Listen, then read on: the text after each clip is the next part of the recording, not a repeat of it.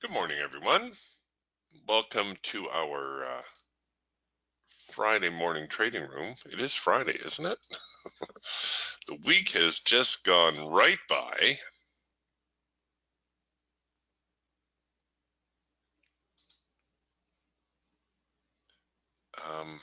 Hold on. I hope you can see my screen. There we go. Okay, you should be able to see my screen now. All right, let's take a look here. What has been going on? This now the daily NASDAQ. We got ourselves a little bit of a quiet day yesterday. Volume still up, so we're still getting big bars, or pardon me, big volume on small bars. Looks like we've got some obvious support around this 8,200 area. I'm still looking for the bigger retest. I think I'm going to go out on a limb here today. I'm going to say we're going to finish the week on a slightly bearish note. I think it was Scott who observed that a lot of Fridays tend to be bullish. We shall see about that.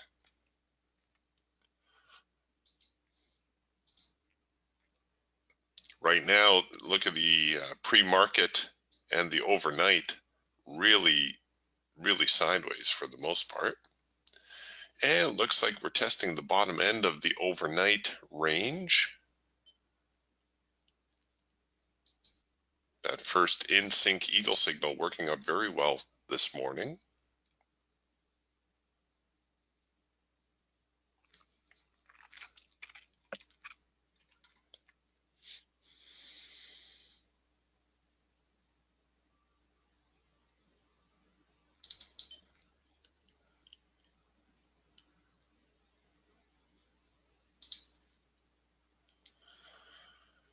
So that number one signal on the Raptor also very strong. Ooh, and a very nice trend change signal in the Falcon. Nice little 4-arrow consolidation off of the opening buzzer in the Hawk. So decent follow through across the board.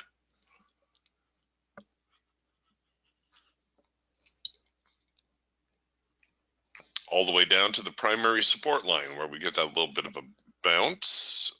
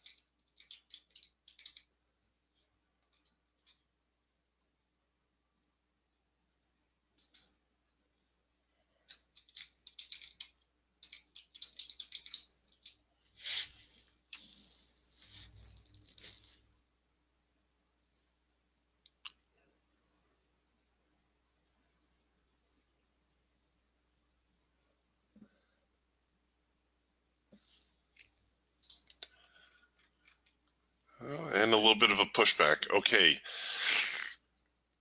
it's early. The market's still looking for direction. It's always a toss-up whether the market will consider the overnight during the day session or whether the day traders do their own thing.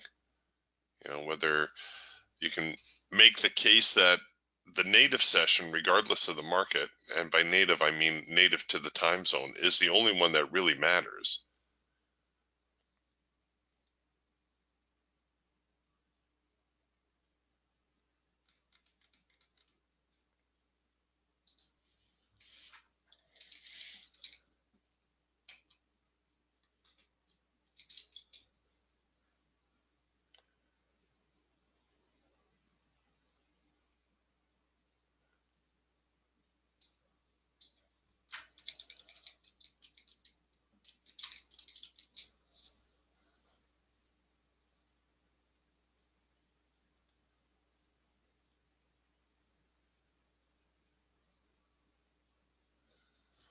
So what I've done here is I've just done a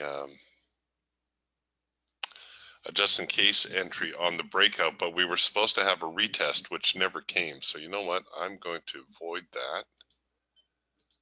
And we're going to get rid of this. And I think we're going to wait for a little bit more structure here before I do anything.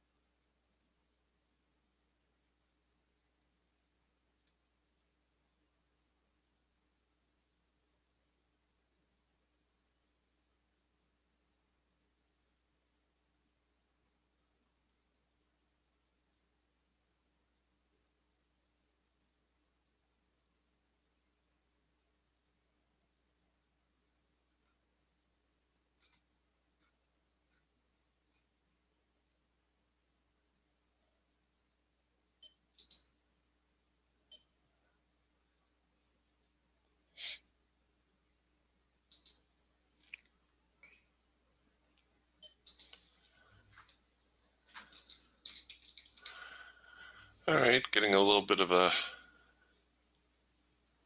push back. Now off of the top end, so looking a little bit more like a trading range once again.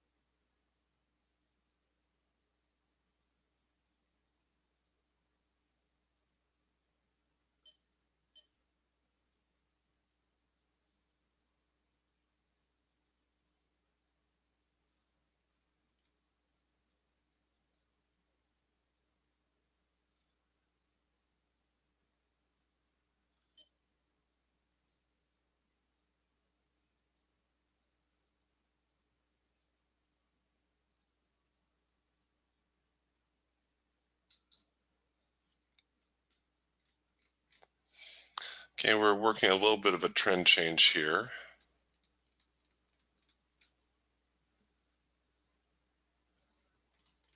Got a late filter entry going on. Oh, good morning, Scott. I guess your ears were ringing. Yes, I have been doing well. I hope same for you as well. Our grandson's coming for a visit this weekend, so it's going to be a busy weekend.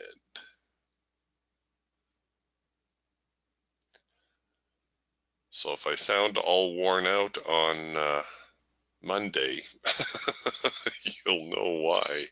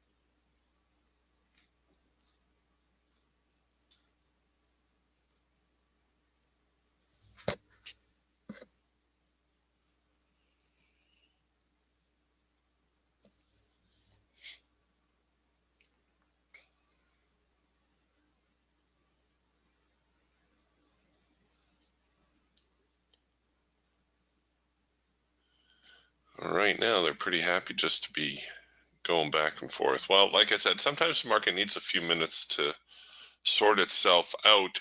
The fact that we're bouncing back off of the highs, there's an expression that you got to feed a bull market, but a bear market will fall under its own weight. So I might entertain a short.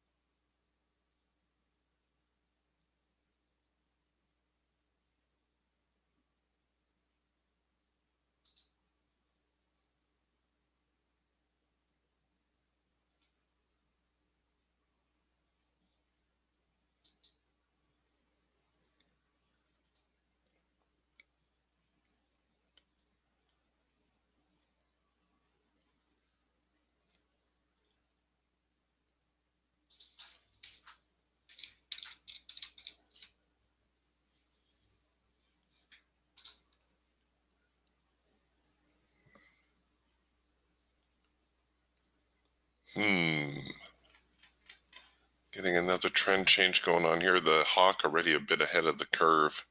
All right, I'm going to go for it.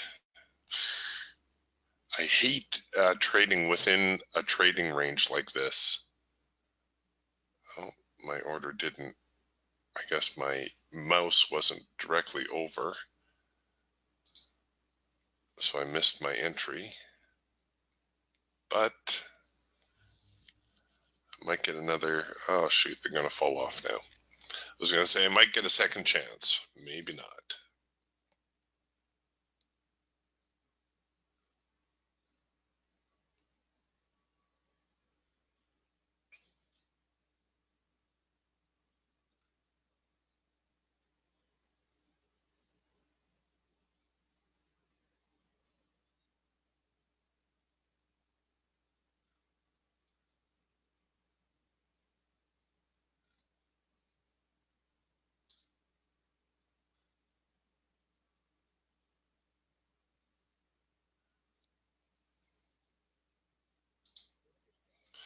All right, so I'm going to use this now as my second push opportunity.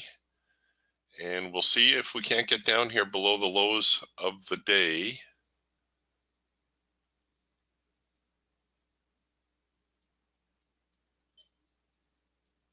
And get the market testing the bottom end.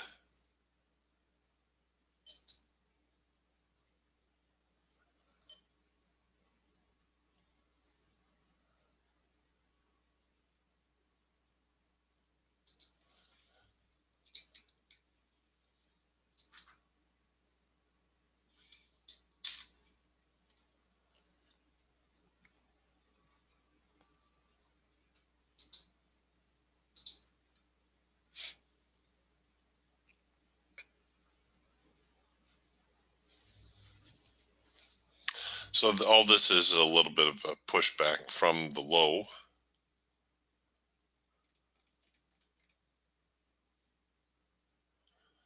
should probably risk it at least to the median line. And it's always tough when you're trading inside a trading range. You're always taking a chance.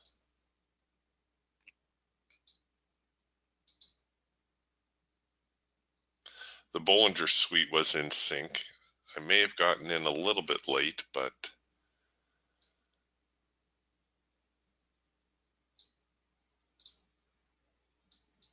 we'll see what we can do.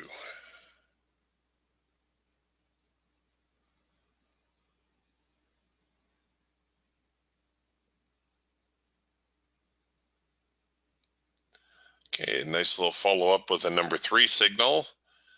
And if we can challenge these lows again, I'm going to get a lot faster on my stops.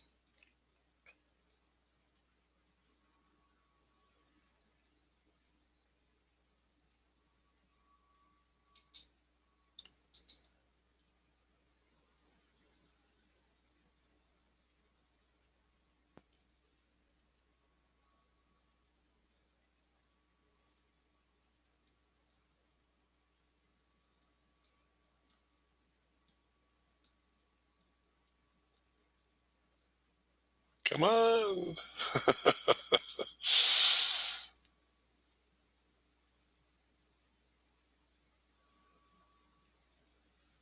Oh, man. We just keep holding in this zone.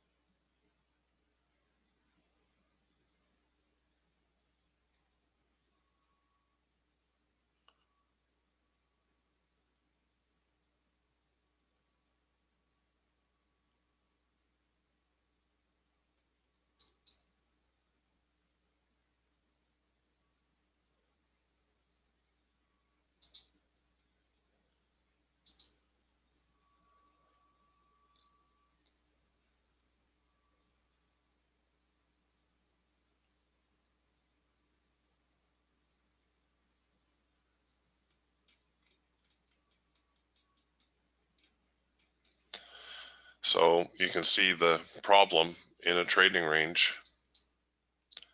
Life in a trading range, we're just back and forth.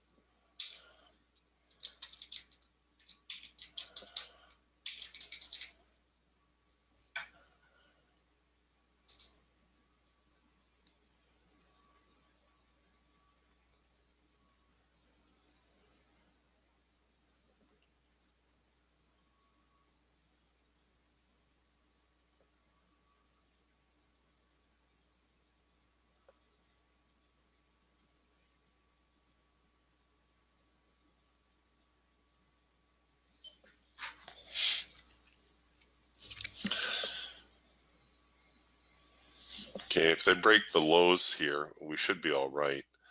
I could roll my stops in a little bit. If they fail at this point, well, then they're likely to head a little bit higher. But I've waited this long, you always hate to get tagged out only to watch the market do a reverse on you again.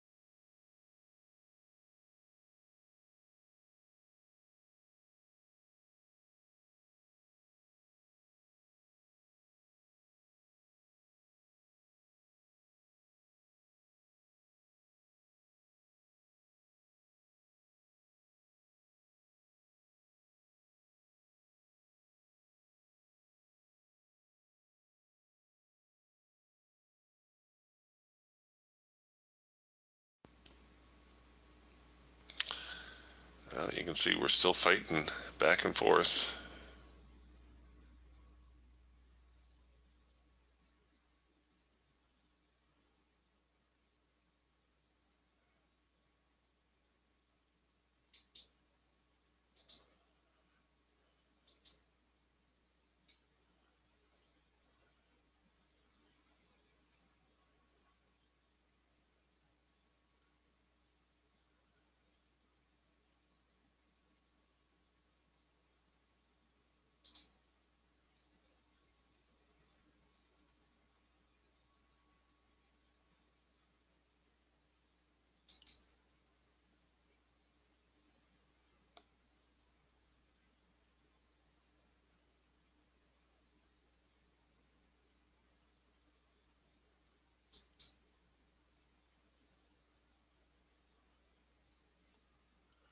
Oh, come on, you guys.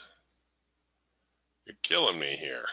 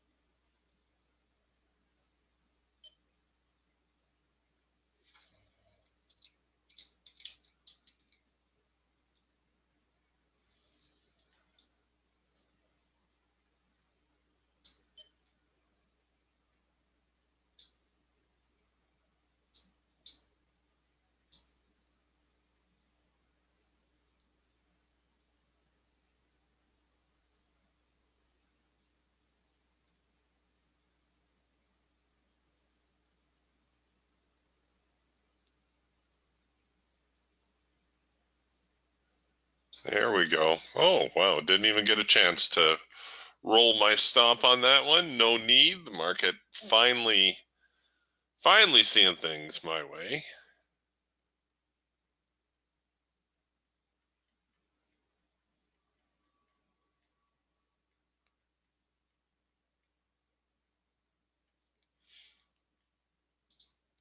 Yeah, great question here, Aspen. Aspen's asking, what's the room schedule for next week? Because, of course, Thanksgiving holiday. Well, we could do Monday, Tuesday, Wednesday.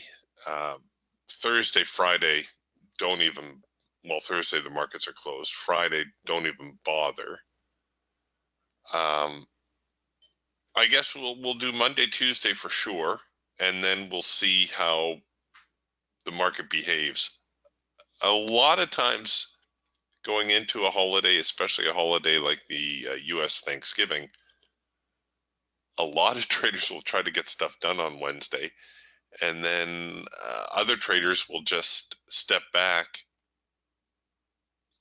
and wait until after the holiday, get a jump start on their shopping.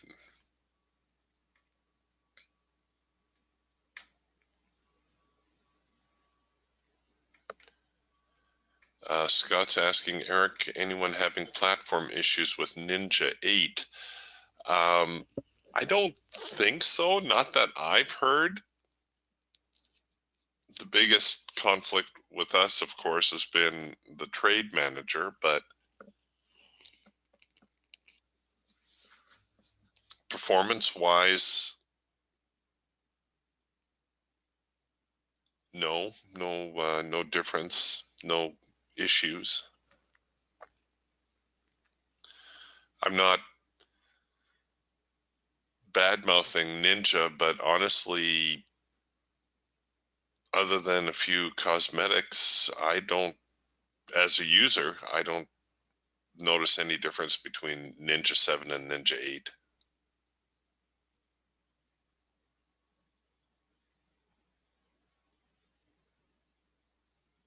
Oh, okay. Scott's computer is taking an early Thanksgiving break. He says, just today my order went in slow and went in and out before the bars got there. Now it won't restart. Ooh, that's not good.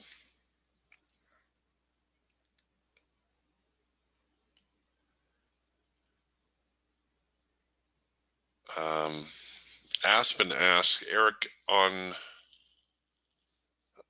yeah, Scott says at least the trade was a winner. Good. Eric, on what basis do you ignore a couple of number 2 calls on the Raptor? Okay, first off, well, here, let's take a look. So first off, you have to remember your number 2 signal is your counter trend signal. That alone is going to make it riskier. We actually debated showing a counter trend signal, but then we thought, well, to make it a complete package, it can't just be a trend trading system. We need to show you the counter trend options. And that's why we incorporated the number 2. But as a rule of thumb, you'll always do worse with your counter trend trades than with trend trades. Now, I think what Aspen is getting at is we're at the lows. Why didn't you try to buy the market back up to the highs? If this is in fact a trading range, why did you not try to buy the market back up to the highs? And that's a perfectly legitimate question. I find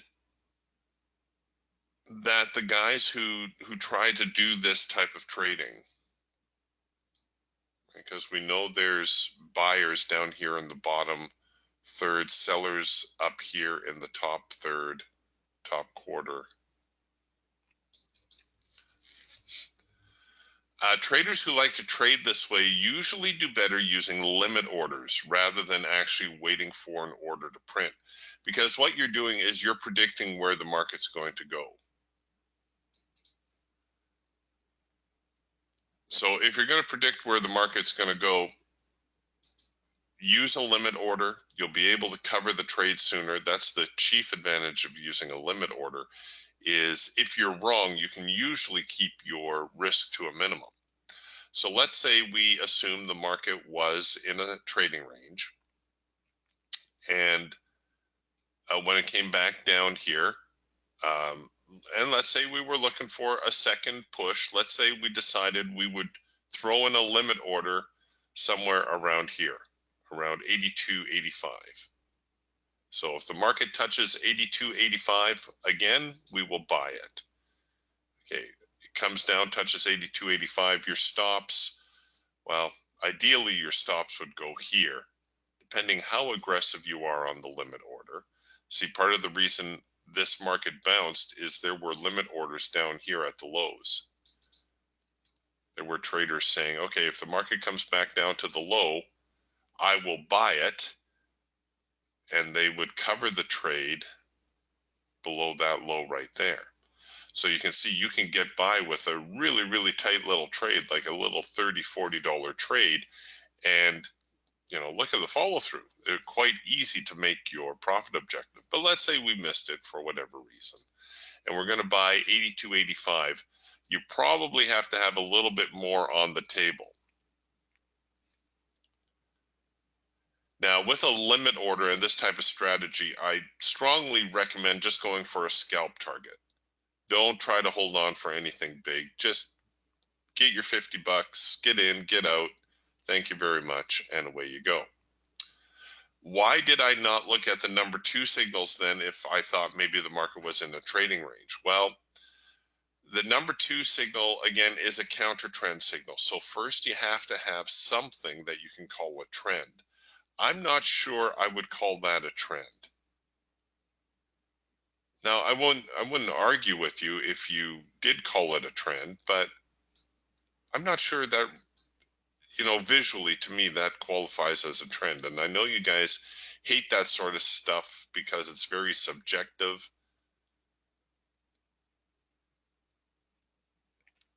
but that's just how it is, I suppose. It's still very early. We're only about 15 minutes in.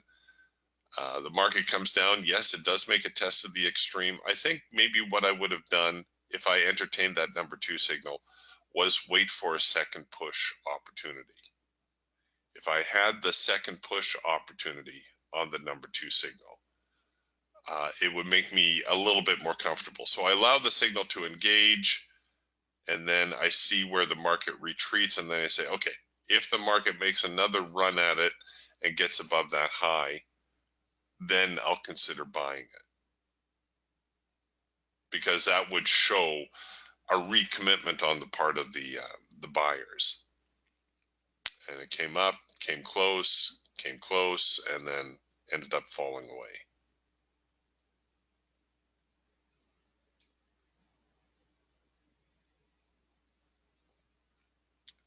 I don't know if that is really all that helpful for you, but I think you'll do better with your counter trend signals if you're super selective with them.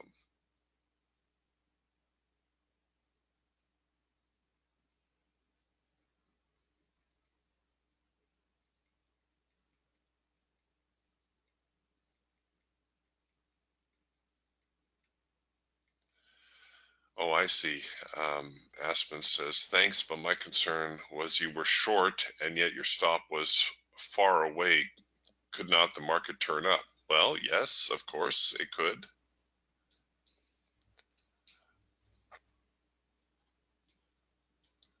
But when you have to balance your trading with the market conditions as well. And by that, I mean, let's see what the trade forecaster is calling here. Oh, we're actually saying that it's in trend mode, but for about 20 minutes still. Visually, when I look at this chart, it seems very conflicted to me. There's not much follow through on the signals. There's a lot of back and forth. Therefore, I know I'm going to need to maintain a generous stop.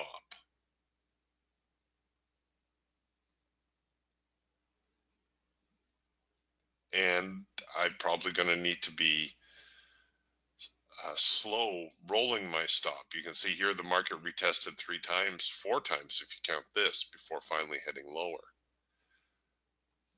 I've mentioned this before, and it's what works for me, but when you're in a market and you take a trade, you pretty much have to consider the money gone.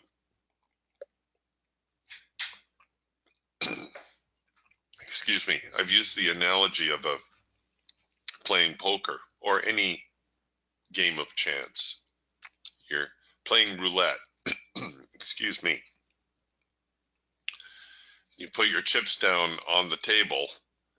There's a reason the dealer waves her arm and she says, "No more bets," because up until that point, you can pick up your chips. But once that ball hits the roulette wheel, that's it. You're committed. Trading is very similar, and I think you can make better decisions if once you place your trade, if you already consider that money gone, that money, that 200 or 300, whatever you have at risk, that money, you can't get it back.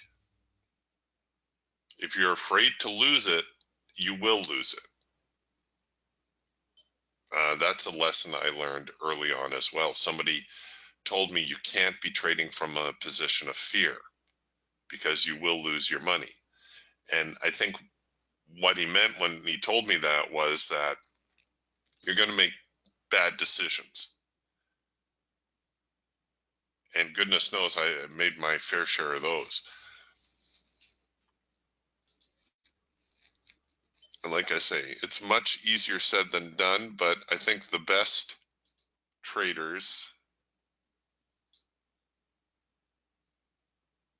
treat it like a game. It could be a very expensive game, but it's a game nonetheless.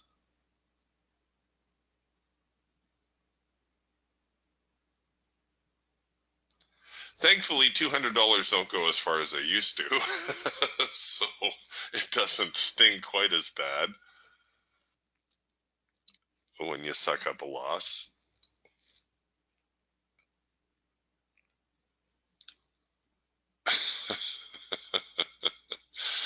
Yeah, like Ron says,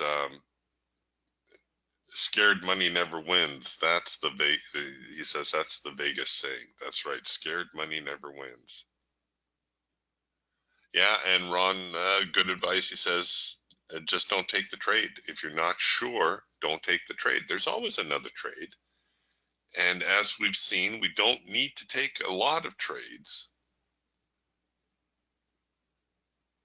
We just have to find one or two.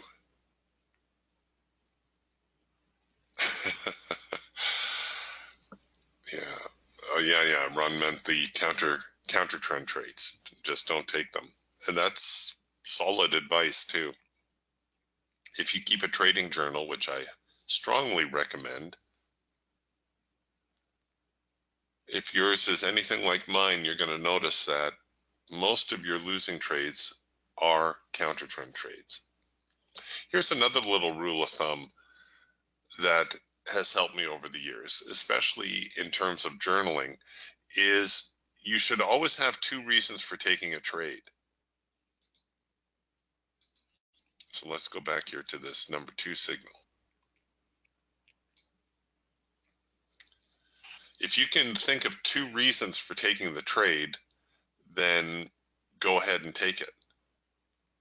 But if you're fighting to find two reasons to take the trade, then it's probably not a good trade to take.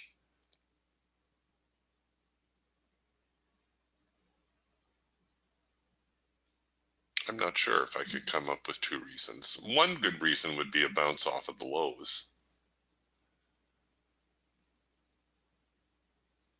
A second push entry, that would be a good second reason, I suppose. It would have held us on the sidelines.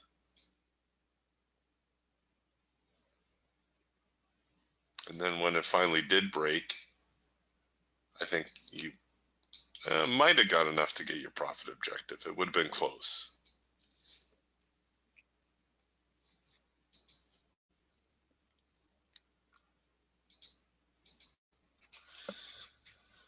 Well, if we take this morning's activity,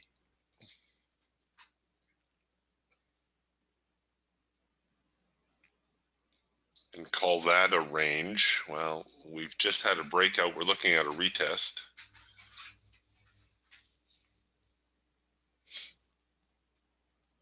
I think that's one of the highest probability signals we offer, Ron. Ron says his most winning trades is the first micro macro crossover on the hawk. And this has a very, very good win ratio on it. So your micro line, that's a thin line, crosses the macro line, that's the thick line. It's the first signal where everything is in sync. So you have green bars, green trend lines, green filter, and of course a green signal.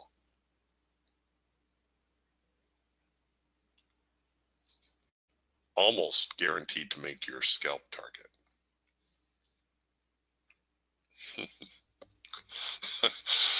Scott being the comedian, I don't know if I mentioned this comment already, but he says, I love making bad choices.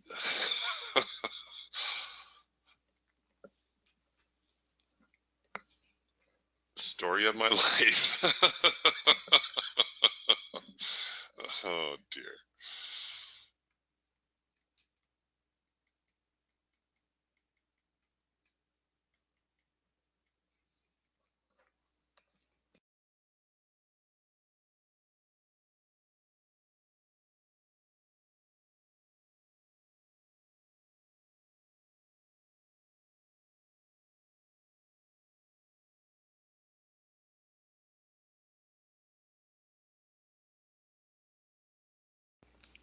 what I want to see after this breakout, this may well have been the retest,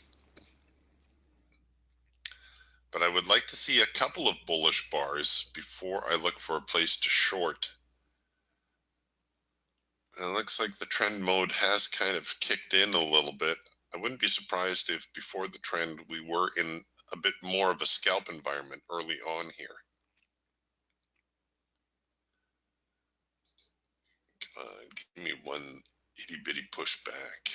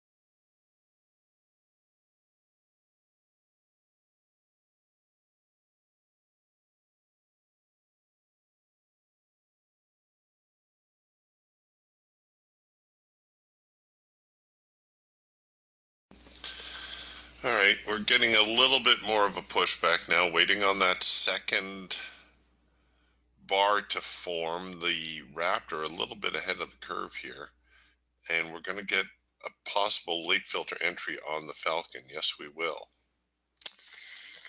Darn it, I didn't want to enter until I had 2 bars counter on the Eagle,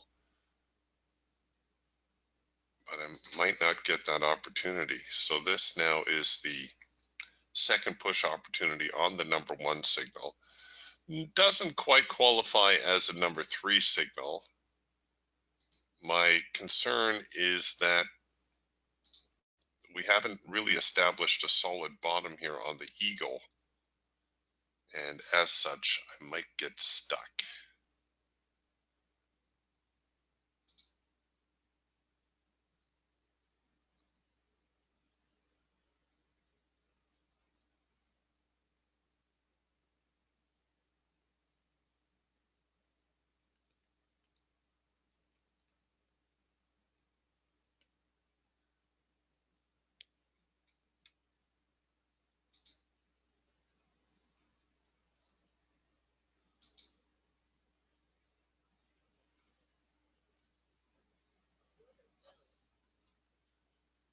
All right, let's see what they're going to do with that.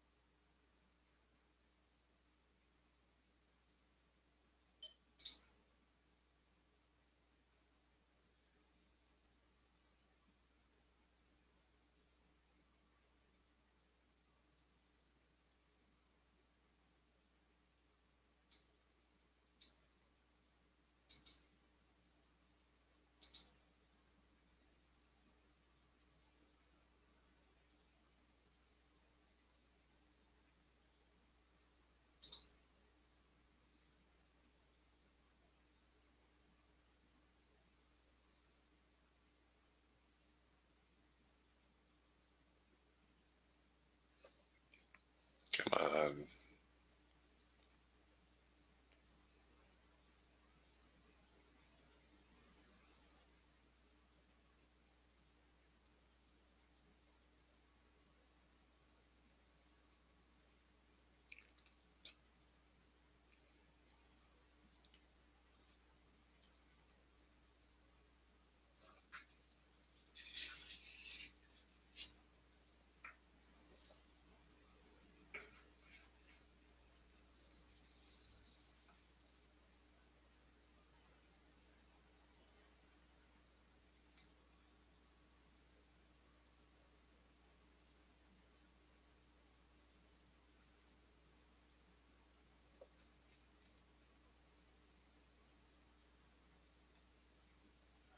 Not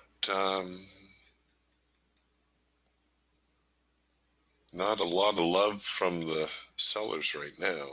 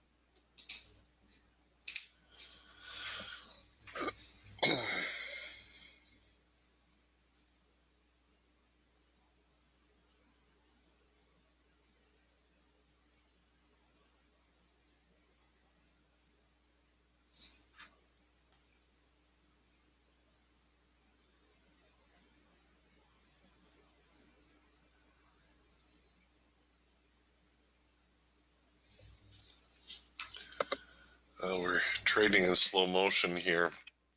If I can get another swing lower, anything back toward the secondary support zone, I'm going to start to bring my stops up pretty quickly.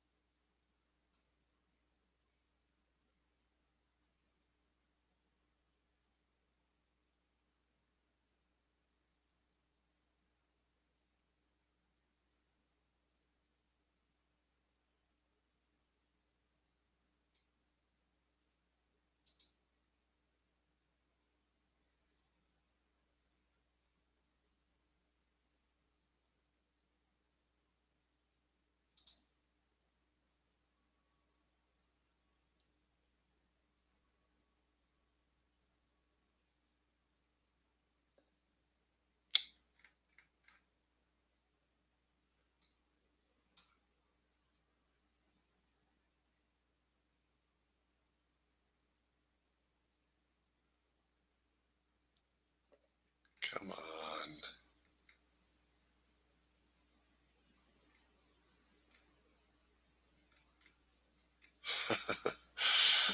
Yeah, you might be right, Scott says. I really hope we get a big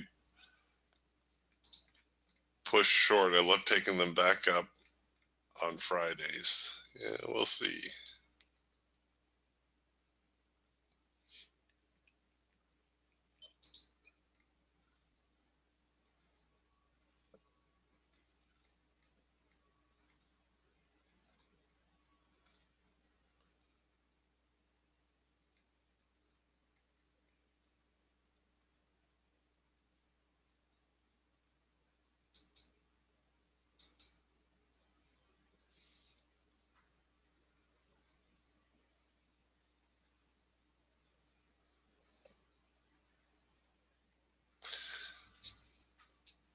I just don't know where everybody's gone. There's nobody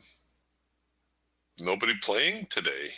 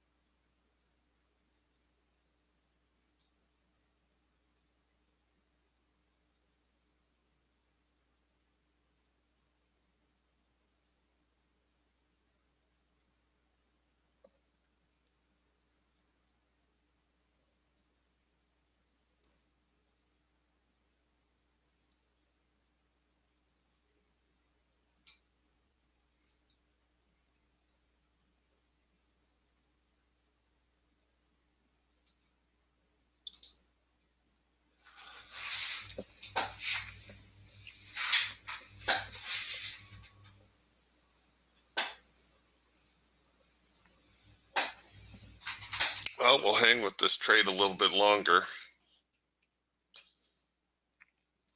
We're nearing the bottom of the hour, which is very often when we see a little bit of a reverse kick in.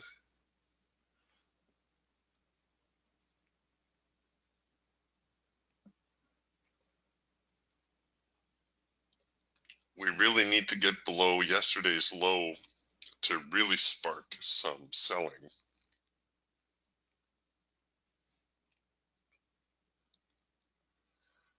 And that's still a long ways off. That was around 82.50. There we go.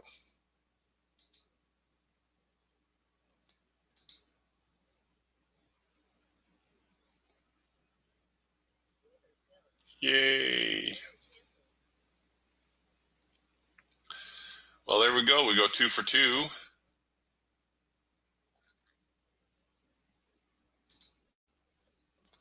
Our patience was rewarded.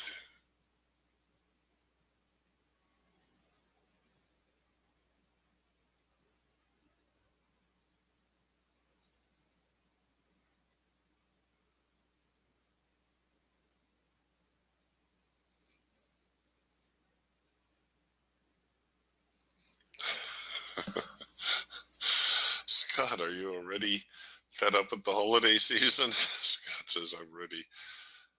I'm so ready to get past the holidays.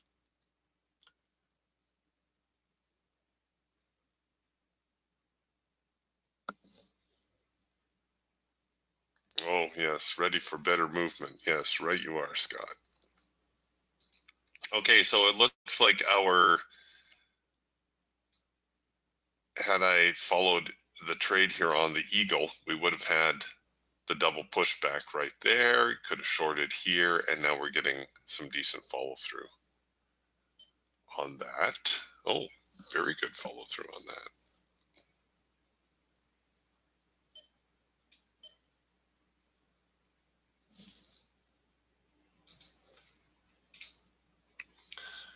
All right, gang, I'm not sure we're going to see a whole lot more going on here. So why don't we call it a day? I'll see you again on Monday. If you are going to stay with the market, expect a pushback. We've come down 2 zones on our support and resistance suite. We broke this primary support, hit zone 1, hit zone 2. A pushback is likely, but the trend is down, so don't get too excited about buying it up really, really high. All right, have yourselves a wonderful weekend. I will talk to you on Monday. Bye for now.